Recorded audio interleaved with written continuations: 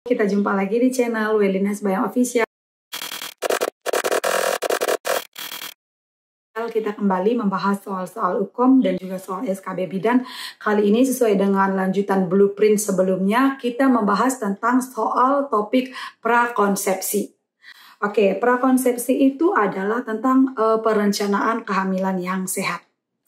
Perencanaan kehamilan yang sehat itu elemennya itu terdiri dari nutrisi sehat, yaitu tentang identifikasi BMA dan IMT untuk ideal, overweight, obesitas sebelum hamil, saat hamil, dan nipas.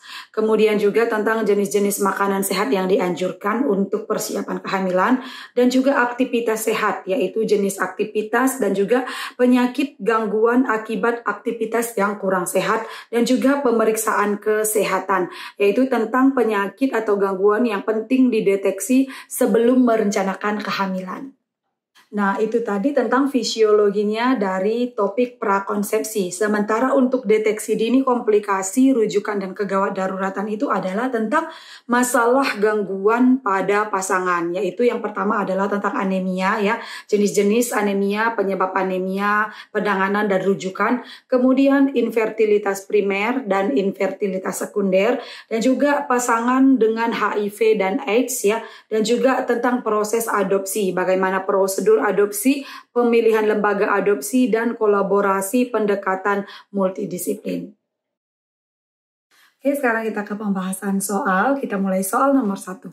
Seorang perempuan umur 24 tahun datang ke bidan praktek mandiri untuk konsultasi kehamilan. Hasil anamnesis baru menikah 2 bulan, tapi belum ada tanda kehamilan. Siklus haid 37 hari. Oke, ini adalah kata kunci. Pada pembahasan sebelumnya sudah saya terangkan bahwa siklus haid yang normal itu adalah 21 sampai 35 hari. Sementara pada kasus ini siklusnya 37 hari, artinya ini siklusnya cukup panjang, ya, haidnya jarang. Tinggal serumah dengan suami, melakukan hubungan intim setiap hari. Hasil pemeriksaan keadaan umum baik, berat badan 75 kg. Berat badan 75 kg, tinggi badan 150 cm. Artinya berat badan juga tidak ideal, ya. 75 kg, tinggi badan 150, ini adalah berat badan yang berlebih. Tekanan darah 110/70, nadi 80 kali per menit, pernapasan 20 kali per menit, suhu 36,5 derajat Celcius, abdomen tidak teraba massa. Pertanyaannya, konseling apakah yang paling tepat diberikan pada kasus tersebut? A. Rujuk ke konsultan perkawinan. B. Rujuk ke dokter objin fertilitas. C. Pengaturan pola seksual. D. Olahraga teratur. E. Diet nutrisi. Nah, jadi di sini karena tadi sudah saya terangkan pada kasus, kata kuncinya itu adalah karena siklus yang cukup panjang, ya, ataupun oligomenorrea, nama siklus yang panjang ini, dan juga berat badan yang tidak ideal, yaitu 75 kg, artinya ini berat badannya cukup gemuk, ya. Jadi jawaban yang paling tepat itu adalah E, diet nutrisi, karena mungkin siklus haid yang tidak normal itu dipengaruhi oleh berat badan yang tidak ideal. Nah, jika sudah dianjurkan diet nutrisi dan sudah 1 tahun misalnya berat badannya sudah ideal, namun tetap tidak hamil juga, baru kita akan rujuk ke dokter objin fertilitas. Jadi yang tepat di sini jawabannya itu adalah E, diet nutrisi. Oke, soal nomor 2, ya. Seorang perempuan umur 24 tahun datang ke bidan praktek mandiri untuk konsultasi kehamilan. Hasil anamnesis baru menikah 2 bulan tapi belum ada tanda kehamilan. Siklus haid teratur setiap 30 hari. Tinggal, artinya normal, ya, siklusnya normal. Karena normalnya 21 sampai 35 hari, sementara siklusnya 30 hari, jadi normal. Tinggal serumah dengan suami, melakukan hubungan intim setiap hari. Hasil pemeriksaan keadaan umum baik, berat badan 80 kg. Oke, ini termasuk obesitas, ya. Tinggi badan 150, sementara berat badan 80 kg. Tekanan darah 110/70, nadi 80 kali per menit, pernapasan 20 kali per menit, suhu 36,5, abdomen tidak teraba massa. Pertanyaannya, konseling reproduksi apakah yang mungkin terjadi pada kasus tersebut? A. Insufisiensi uteroplasenta. B. Diabetes gestasional. C. Gemeli. D. IUFGR. E. BBLR. Nah, jawaban yang paling tepat di sini adalah diabetes gestasional.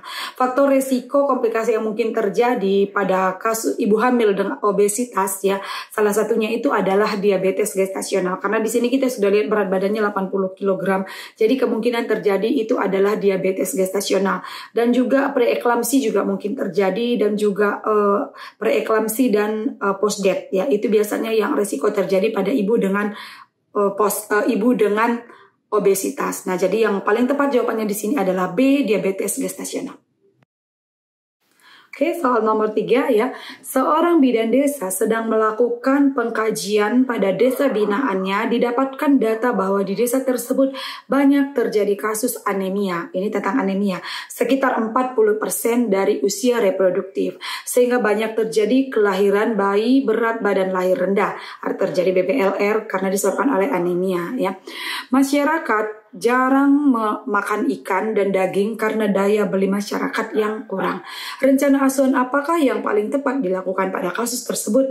A. Penyuluhan, B. Konseling nutrisi, C. Mencari donatur tetap, D. Pemberdayaan ekonomi, E. Pendekatan tokoh masyarakat. Nah, untuk soal seperti ini, kembali lagi saya ingatkan ya, kita harus mencari akar permasalahan itu apa. Ya, di sini yang menjadi permasalahan itu adalah BBLR. Kenapa BBLR? Karena anemia. Anemia kenapa? Karena daya beli yang rendah. Nah, kenapa daya beli rendah? Itu disebabkan pastinya adalah karena faktor ekonomi. Jadi jawaban yang paling tepat itu adalah D. Pemberdayaan ekonomi. Seorang perempuan umur 28 tahun sudah menikah 3 tahun datang ke praktek mandiri bidan dengan keluhan terlambat menstruasi hampir 1 bulan. Hasil anamnesis sudah melakukan program kehamilan secara intensif selama 2 tahun. Hasil pemeriksaan keadaan umum baik, tekanan darah 110/70, suhu 37 derajat Celcius, pernapasan 20 kali per menit, planotes negatif. Diagnosis apakah yang paling tepat pada kasus tersebut? A. Infertilitas primer, B. Infertilitas sekunder, C. Infertilitas tersier, D. Ketidaksuburan, E. Kemandulan. Nah, jadi di sini jawaban yang paling tepat itu adalah A. Infertilitas primer, karena di sini diterangkan bahwa perempuan tersebut belum pernah hamil.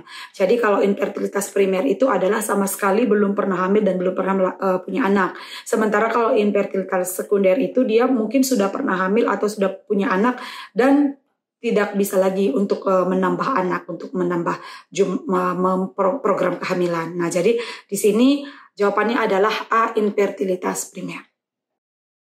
Oke, soal di sini seorang perempuan umur 21 tahun sudah menikah, datang ke praktek mandiri bidan dengan keluhan nyeri haid. Hasil anamnesis beberapa bulan terakhir, jumlah haid cukup banyak, dan namun padahal sebelumnya tidak pernah mengalami hal tersebut. Hasil pemeriksaan keadaan umum komposmentis, tekanan darah 90/60, suhu 37 derajat Celcius, nadi 88 kali per menit, pernapasan 20 kali per menit. Apakah suplemen yang tepat diberikan pada kasus tersebut? A. Tablet Fe, B. Vitamin A, C. Vitamin C, D vitamin D, E vitamin B kompleks. Nah, di sini karena keluhannya adalah tentang nyeri haid dan mengalami darah haid yang cukup banyak dan juga tekanan darahnya agak turun ya, 90/60 itu sudah drop. Jawaban yang paling tepat itu adalah A, yaitu tablet Fe. Seorang perempuan umur 38 tahun, seorang wanita karir yang sibuk bekerja, datang ke bidan praktek mandiri dengan keluhan ingin program anak kedua. Hasil anamnesis anak pertama berusia 3 tahun selama ini tidak menggunakan alat kontrasepsi. Hasil pemeriksaan tekanan darah 120/80, suhu 37 derajat Celcius, nadi 80 kali per menit, pernapasan 20 kali per menit. Artinya pemeriksaan tanda-tanda vital dalam batas normal. Pertanyaannya, konseling apakah yang tepat pada kasus tersebut? A. Menganjurkan ibu kurangi stres, B. Menganjurkan ibu berhenti bekerja, C. Menganjurkan ibu suntik neurobion, D. Menganjurkan konsumsi vitamin, E. Menganjurkan untuk program anak asuh. Nah, jadi di sini karena masalahnya adalah ibu bekerja, tapi konseling yang kita berikan bukan untuk berhenti bekerja, karena mungkin penyebab di sini si ibu belum hamil itu adalah karena faktor stres bekerja. Jadi jawaban yang paling tepat itu adalah A, menganjurkan ibu untuk kurangi stres. Jawabannya A.